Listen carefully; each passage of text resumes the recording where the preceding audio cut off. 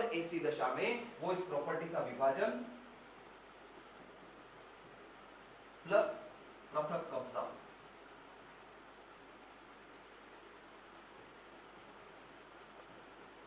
ये भी मांग सकता है।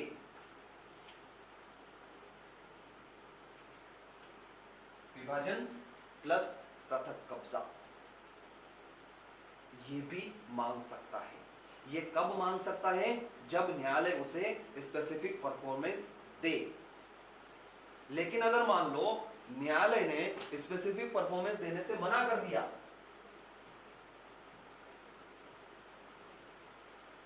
अगर मान लो न्यायालय ने स्पेसिफिक परफॉर्मेंस देने से मना कर दिया, तब आप क्या करोगे? इसका क्लोज बी क्या बोल रहा है? क्लोज बी पर आओ।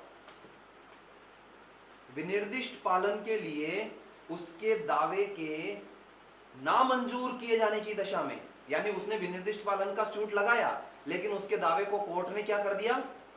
नामंजूर कर दिया। अब बस आगे मत पढ़ो, मेरी एक बात सुनो। यहां पर एक विक्रय विलेख हुआ इस प्रॉपर्टी को खरीदने के लिए। कितने में? मान लो 5 करोड़ में यह प्रॉपर्टी खरीदनी थी, यह विक्रय विलेख में लिखा गया। क्या 5 के 5 करोड़ सामान्य जो ट्रांजैक्शन होते हैं, आप मेरे को बताओ, 5 के 5 करोड़ रजिस्ट्री होने के बाद दिए जाते हैं क्या? कुछ एडवांस मनी दी जाती है। मान लो 1.5 करोड़ रुपए एडवांस मनी दी थी। किसने? बी ने ए को। न्यायालय ने क्या किया? क्लोज बी में बी के स्पेसिफिक परफॉर्मेंस के दावे को खारिज कर दिया। तो क्या ये 1.5 करोड़ रुपए उसे वापस नहीं मिलने चाहिए क्या? अगर नहीं मिलेंगे तो उसका नुकसान है कि नहीं है? ऐसी दशा में क्या वो अपना अग्रिम धन मतलब एडवांस मनी जो यहां पर दे चुका था, क्या वो भी वापस प्राप्त कर सकता है क्या? बिल्कुल प्राप्त कर सकता है। देखो क्लोज बी, विनिर्दिष्ट पालन के लिए उसके दावे के नामंजूर किए जाने की दशा में किसी अग्रिम धन मतलब ये एडवांस पेमेंट, यहां 5 करोड़ में खरीदने की बात हुई थी तो कुछ तो देगा, 50 लाख, 1 करोड़, 1.5 करोड़, कुछ तो एडवांस में देना पड़ेगा। जब भी ऐसी डील होती है तो एडवांस में ही दिया जाता है। उसको क्या बोलते हैं अपन आम भाषा में? Token money. जब भी प्रॉपर्टी की लेन देन होती है ना, हाँ भैया टोकन रख ले, ये एडवांस है, यानी बुकिंग, एक प्रकार से बुकिंग। एक सेकेंड, तो ये एडवांस मनी देना पड़ेगा। आई बात समझ में?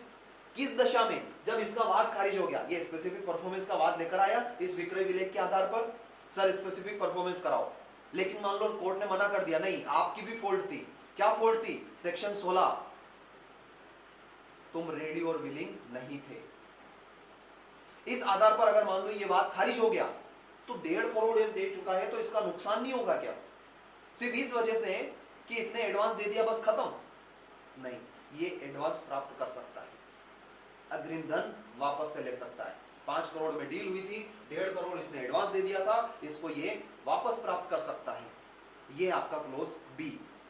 या उसके द्वारा संदत्त या किए गए निक्षेप को सम्मिलित करते हुए अन्य कोई अनुतोष जिसका वह हकदार हो मांग सकेगा।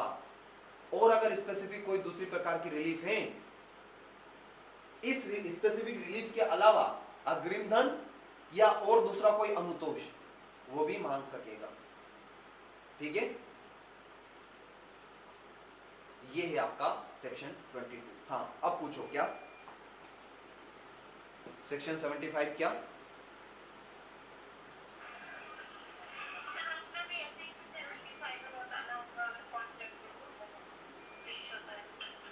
हाँ बिल्कुल उसी टाइप का है, लेकिन ये स्पेसिफिक परफॉर्मेंस के सूट में, इमूवेबल प्रॉपर्टी के स्पेसिफिक परफॉर्मेंस के सूट में ये कुछ जो इसी सूट में मांगी जा सकती है। आप हर प्रकार के सूट में कब्जा तो नहीं मांग सकते हो, हर प्रकार के सूट में विभाजन वगैरह तो नहीं मांग सकते हो, लेकिन इस सूट में आपको सावधानी रखनी चाहिए। ये जो कब्जे के सूट होते हैं ना प्रॉपर्टी के, खास करके खेत कूड़े के या फिर ये अपना जो क्या नाम है इसका इमूवेबल प्रॉपर्टी जितने भी प्रकार के हो, फैक्ट्रियां हो गई वगैरह जितने भी, सिविल सूट बहुत टफ है, सिविल सूट बहुत टफ है। क्यों बोला जाता है? क्योंकि आपको क्या मांगना चाहिए क्या नहीं मांगना चाहिए यह स्पष्ट नहीं होता है।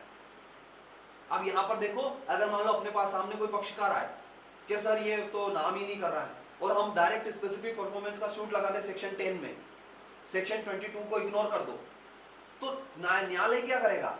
आपके नाम पर तो चढ़वा देगा, बोलेगा रजिस्ट्री कराओ, स्पेसिफिक परफॉर्मेंस करो, लेकिन सिर्फ नाम पे चढ़ने से आप मेरे को बताओ क्या प्रॉपर्टी उसको मिल गई? क्या नहीं मिली ना, उसको कब्जा भी लेना पड़ेगा साथ में।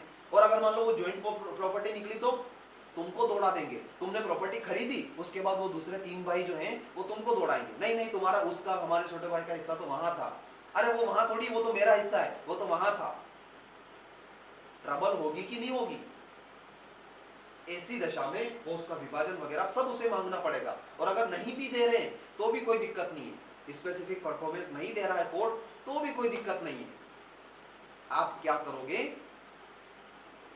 अग्रिम धन या दूसरा जो भी खर्चा वगैरह है इसको वापस प्राप्त कर सकते हो। अगर स्पेसिफिक परफॉर्मेंस नहीं दे रहे हो तो मेरा जो इन्वेस्टमेंट है ये मुझे वापस दे दो।